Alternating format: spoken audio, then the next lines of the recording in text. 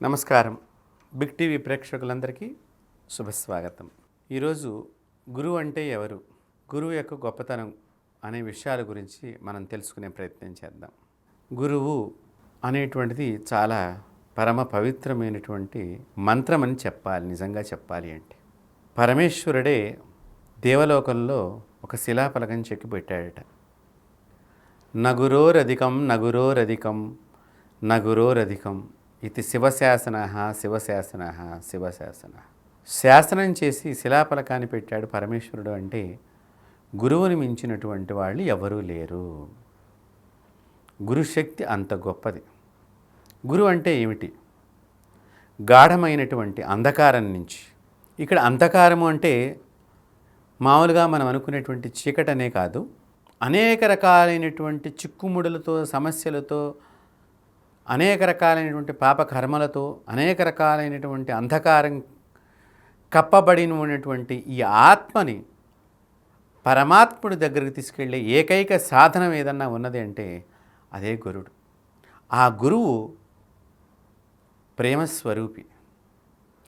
భగవంతుడి యొక్క శాపాన్ని గురువు తీసివేయగలడు, కానీ గురువుగారి శాపాన్ని ఏ భగవంతుడు కూడా తీసేయలేడు అని వేదాలు ఘోషిస్తున్నాయి. ఈ సృష్టి మొత్తానికి అనేక మంది గురువులు అనేక రకాలుగా ఈ సృష్టిలో ఉద్భవించటం, అనేక సందర్భాల్లో వారి యొక్క మహిమలని, లీలలని ప్రదర్శించటం, ఆ సమయాల్లో వారిని ఆశ్రయించినటువంటి వారందరినీ రక్షింపజేయటం, జ్ఞానాన్ని బోధించటం, అనేక విధాలుగా వారి సేవలు ఈ సృష్టికి ఎప్పుడూ నిరంతరము కూడా అవసరం పడుతూనే ఉన్నాయి. సత్యయుగం నుంచి కలియుగం దాకా, త్రేతాయుగం, ద్వాపరయుగం, ఆ యుగాల్లో కూడా భగవంతుడికి కూడా గురువులు ఉన్నారు. రాముల వారికి వశిష్ఠుల వారు, శ్రీకృష్ణ వారికి సాందీప మహాముని, ఋషులకి కూడా వారు గురువులుగా చరిత్రకెక్కినప్పటికీ కూడా వారికి కూడా గురువులకు కూడా గురువులు ఉన్నారు. శంకరాచార్యుల వారికి గోవిందాచార్యుల వారు. కాబట్టి ఇక్కడ గురువు ప్రతి మనిషికి చాలా ముఖ్యం. ఆవశ్యకత, అవసరం చాలా ఉన్నది. ఉమాదేవితో కూడుకున్నటువంటి రుద్రజుడైనటువంటి స్వరూపం ఏదైతే ఉన్నదో అదే గురువు. పార్వతీదేవితో కలిసి ఉన్న పరమేశ్వరుడి యొక్క శక్తియే గురుడు. గురవే సర్వలోకానాం భిషజే భవరోగిణాం నిధయే సర్వ విద్యానాం శ్రీ దక్షిణామూర్తయే నమః. దక్షిణ దిక్కును చూస్తూ ఉంటారు. మీరు ఎప్పుడైనా శ్రీకాళహస్తి వెళ్ళినప్పుడు కనిపిస్తూ ఉంటుంది. అక్కడ తొలిగా ఉన్నటువంటి గురుదేవుల యొక్క స్వరూపం మేధా దక్షిణామూర్తయే నమః. వారి శ్లోకంలోనే ఉంది, విశ్వం దర్పణం దృశ్యమానో. విశ్వమంతా ఒక అద్దంలో చూపించగలిగే వారు ఎవరైనా ఈ ప్రపంచంలో ఉన్నారంటే వారొక్కరే గురువు. అందుకనే వారి ప్రార్థనా శ్లోకంలో కూడా గురవే సర్వలోకానాం, గురువే అన్ని లోకాలకి ముఖ్యం, ఆయనే అధిపతి. భిషజే భవరోగిణాం, ఏ రోగానికైనా కూడా మందు లాంటివాడు. మందు అంటే వ్యాధికి కనుక మనం ఎట్లాగైతే ట్యాబ్లెట్స్ వేసుకుంటున్నామో అలాగా ఆయన ఎలాంటి రోగాన్నైనా కూడా తీసివేసేటువంటి శక్తి కలిగిన వాడు. నిధయే సర్వ విద్యానాం, నిధి లాంటి వారిటండి గురువులు. ఎంత వారి దగ్గర నుంచి తోడుకుంటామో మనము విద్యని, ఇంకా మిగిలి ఉంటూనే ఉంటుంది విద్య. అలాంటి స్వరూపం ఏదైతే ఉన్నదో ఆ స్వరూపమే మేధా దక్షిణామూర్తయే నమః.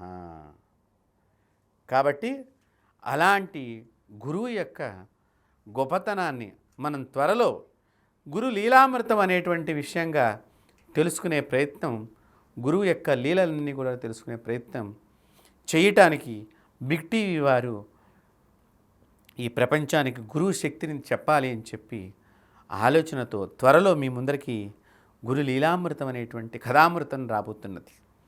దాని ఉద్దేశ్యంగా ముందుగా మీకు గురువు అనేటువంటి విషయం గురించి కొద్దిగా వివరించాలని చెప్పి మేము ఈ రోజున ఈ విషయాన్ని మీ ముందరుంచుతున్నాం.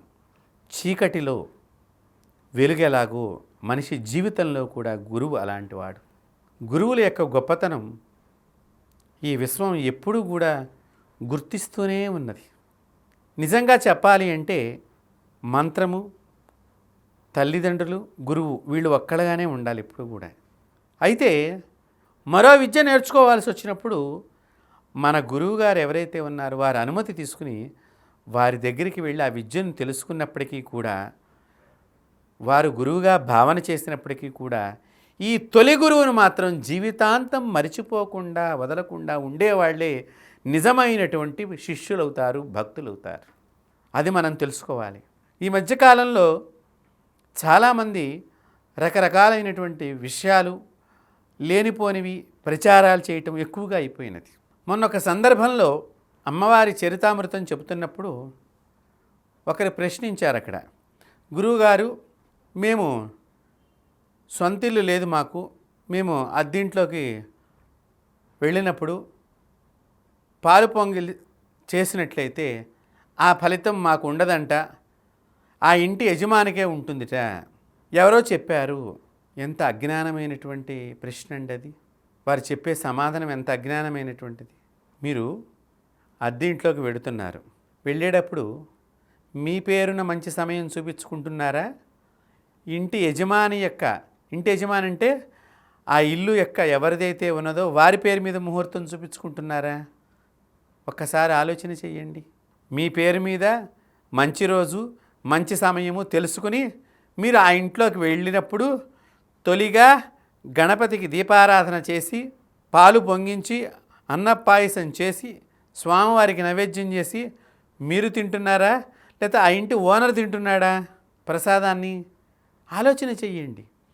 ఇలాంటి అజ్ఞానం ఎందుకు వస్తోంది ఈ దేశంలో అంటే, గురువు యందు భక్తి లేకపోవటము, గురువు యందు గౌరవం లేకపోవటము. ముఖ్యంగా ఈ కలియుగంలో బాగా ఈ మధ్య మేము కూడా అక్కడక్కడ కొన్ని సందర్భాలు ఎవరినన్నా పిలవాలంటే, ఏ గురు ఇట్లా రా.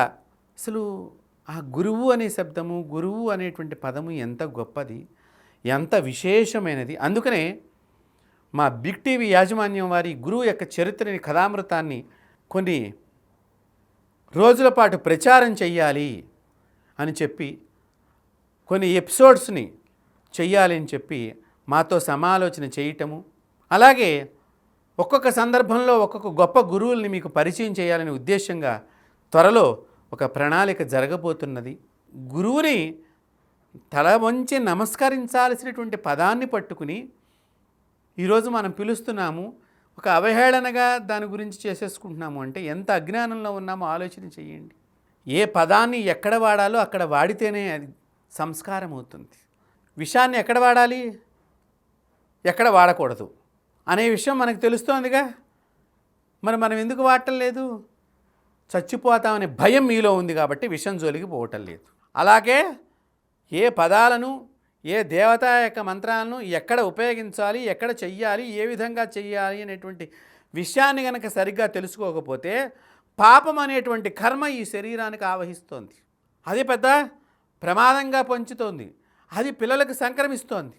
పిల్లలు ఎప్పుడూ కూడా దేవతా స్వరూపాలే. మీరు బాగా గమనించండి.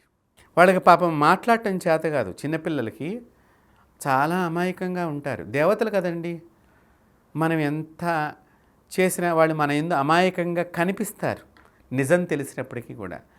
అదే దేవత కనుక మన మీద కోపం పెట్టుకున్నట్లయితే వెంటనే మనల్ని తురించి వేసేది ఒక్క నిమిషంలో. కానీ అమాయకంగా మనం వంక చూస్తున్నట్టుగా మనకి ఆవిడ మన పాపం మనకు అమ్మవారికి తెలియదని మనం అనుకుంటూ రోజు మనం పూజ చేస్తూ ఉంటాం.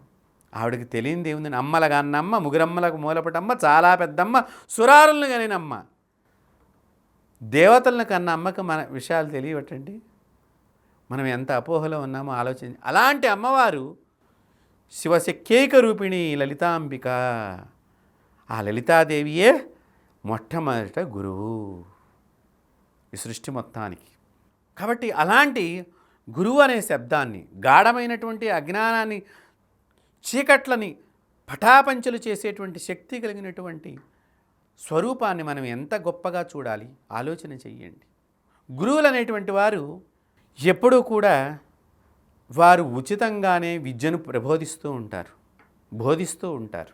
ఉపాధ్యాయులు వేరు, గురువులు వేరు. ఉపాధ్యాయులు కూడా మనం ఇప్పుడు గురువుల కింద మనం భావన చేస్తున్నాం. అది సామాజిక విద్యకు సంబంధించిన ఉపము అంటే ఏదన్నా తీసుకుని వారు బోధన చేస్తూ ఉంటారు, వారు ఉపాధ్యాయులు అవుతారు. గురువులు అలా కాదు, సాందీప మహాముని దగ్గర శ్రీకృష్ణ భగవానుల వారు సేవ చేసి విద్యను గ్రహించారు. గురుదక్షిణగా ఏమనమంటారు గురువుగారు అని అడిగితే వారి పిల్లవాడి గురించి చెప్తే వెంటనే తక్షణం తీసుకొచ్చి ఇచ్చారు శ్రీకృష్ణ భగవానుల వారు. గురు సేవ అంటే ఆ విధంగా ఉండాలి. వశిష్ఠుల వారిని గురువుగా కలిగి ఉన్నవారు శ్రీరామచంద్రమూర్తి వారు. అలాంటి శ్రీరామచంద్ర స్వామి వారు అనేక మంది గురువులతో వారి ప్రయాణంలో ఎంతోమంది గురువులు వచ్చినప్పటికీ కూడా వశిష్ఠుల వారిని వదలలేదు. మనం మన ఇంటి గురువుని వదిలేస్తున్నాం, ఇంటి పురోహితుడిని వదిలేస్తున్నాం, మన అమ్మానాన్నని వదిలేస్తున్నాం. చూసారు ఎంత ప్రమాదం సంభవించిందో. మనం గురువుని వదిలేసాం, తొలిగా పురోహితుడిని వదిలేసాం. దాంతోపాటు పూర్వకాలంలోనండి ఇంటికి సంబంధించిన మనుషులు ఎంతోమంది ఉండేవాళ్ళు. మన భారతీయ సనాతన సంస్కృతి చాలా గొప్పది. ఆ ఇంటికి చెప్పులు కుట్టేవారు కానీ, మంగళవారు కానీ, మేళగాళ్ళు కానీ, అలాగే చాకలివారు కానీ ప్రతి ఒక్కరూ కూడా ప్రతి ఇంటిని నమ్ముకుని అలాగా ఒక వలయంలాగా కాపాడుతూ ఉండేవారు ఒక్కొక్క ఇంటిని. వీరికి వారికి మధ్య ఒక అనుబంధము. మా ఇంటి మనిషి, మా ఇంటి పనివాళ్ళు, మా ఇంటి మనుషులు వాళ్ళు అని గొప్పగా వీళ్ళు చెప్పుకునేవాళ్ళు. ఫలానా వాళ్ళ ఇంటికి మేము పనివాళ్ళం అని వాళ్ళు గొప్పగా. పనివాళ్ళు అంటే ఇక్కడ ఏదో వర్కర్స్ యజమాని అని కాదండి. మన యొక్క సనాతన ధర్మం అలా చెప్పలా. దాని తర్వాత మనం వక్రీకరించుకున్నాం. ఆ ఇంటి పనోడు, ఆ ఇంటి పనోడు, మనం వక్రీకరించుకున్నాం. కానీ పూర్వం అలా లేదు. దయచేసి అందరూ గమనించాలి.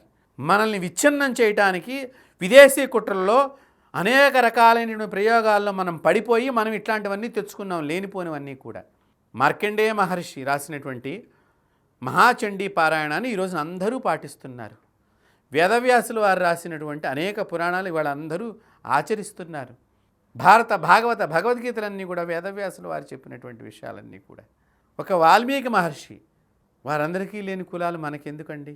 ఇవన్నీ కూడా మన మధ్య లేనిపోనివన్నీ ఇతరులు సృష్టించి మన ధర్మాన్ని విచ్ఛిన్నం చేయటానికి అనేక రకాలుగా ప్రయోగాలు చేసి వారు కొంత తృప్తిని పొందారు ఆ రోజుల్లో. కానీ సనాతన ధర్మం ఉన్నది చూసారా, అది మాత్రం వాళ్ళు ఏమీ చేయలేకపోయారు ఆ ధర్మాన్ని. అందుకని ధర్మం బ్రూయాత్ సత్యం బ్రూయాత్. ధర్మం చెప్పాలి, సత్యం చెప్పాలి. ఇలాంటి విషయాలని పిల్లలకు నూరిపోసేటువంటి వారే నిజమైన గురువుల కింద భాసిల్లుతూ ఉంటారు. ప్రతి ఇంటికి ఒక గురువు ఉండాలి, ప్రతి ఇంటికి ఒక పురోహితుడు ఉండాలి. వారు బోధిస్తూ ఉంటారు. ధర్మాన్ని బోధన చేసినప్పుడు తల్లిదండ్రులు వృద్ధాశ్రమాలకు వెళ్లకుండా ఉంటారండి. ఇవాళ వృద్ధాశ్రమాలు ఎందుకు పెరిగిపోతున్నాయి? భర్తకు భార్య యందు ప్రేమ ఎందుకు తగ్గిపోతున్నది? భార్యకు భర్త యందు ఎందుకు ప్రేమ తగ్గిపోతుంది? పూర్వం ఎవరికి బెడ్రూమ్స్ లేవండి. ఇది నా బెడ్రూము, ఇది నా బెడ్రూమ్ అని ఇప్పుడు వచ్చినాయి. పూర్వకాలంలో ఎవరికి ఏం బెడ్రూమ్స్, చక్కగా అందరు ఇల్లంతా సంచరిస్తూ ఉండేవారు. కానీ అప్పుడు కూడా గదులు ఉన్నాయి. కానీ పూజా గదిలో కానీ, ధనాగారం గదిలో కానీ, అలాగే ఆహారం ధాన్యం నిల్వ ఉంచే గదుల్లో కానీ ఏ ఒక్కరు మాత్రమే వెళ్ళేవారు. ఎందుకు వెళ్ళేవారంటారు? గురువులు చెప్పిన జ్ఞానం వారు పాటించారు. ఎందుకు వెళ్ళకూడదు అక్కడికి? అందరూ వెళ్ళటం, ముట్టుకోవటం మూలకంగా క్రిమికీటకాదులన్నీ అక్కడ వచ్చేస్తాయి. తద్వారా ఆహారం లోపల బలం తగ్గిపోయి క్రిములతో కూడుకున్నటువంటివన్నీ కూడా మనకు సంక్రమించి వైరస్ వ్యాధులన్నీ ప్రబలుతాయి. అందుకనే శాస్త్రంలో ఖండం దాటి వెళ్ళకూడదని ఒక పదం ఉన్నది, మాట ఉన్నది. పదం కాదు, ఒక వాక్యం ఉన్నది.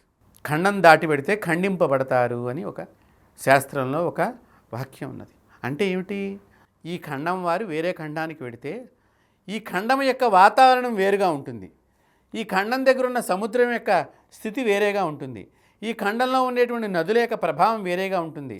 ఇక్కడ ప్రకృతి యొక్క పద్ధతులు వేరేగా ఉంటాయి. ఇక్కడ ఆచారాలు ఒక రకంగా ఉంటాయి. ఇక్కడ ఆహారపు అలవాట్లు ఒక రకంగా ఉంటాయి. ఇక్కడ మట్టిలో ఒక రకమైనటువంటి శక్తి ఉంటుంది. ఈ శరీరము ఈ ఖండానికి సంబంధించిన వాతావరణానికి అనువుగా ఉంటుంది.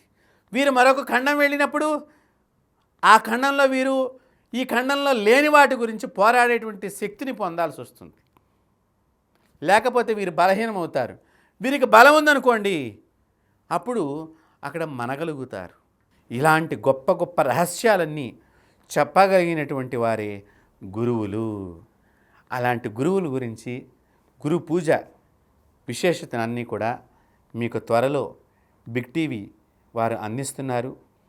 అంతవరకు కూడా మనం ఆ గురువుని స్మరణం చేస్తూ మీరందరి యొక్క ప్రోత్సాహకారం సహాయ సహకారాలు మా ఛానల్కి మీరు అందిస్తూ మరిన్ని సనాతన ధర్మ విశేషాలను తెలుసుకునే ప్రయత్నం చేద్దాం. అంతవరకు జై గురుదేవదత్త. స్వస్తి. For more videos like this, subscribe Big TV channel.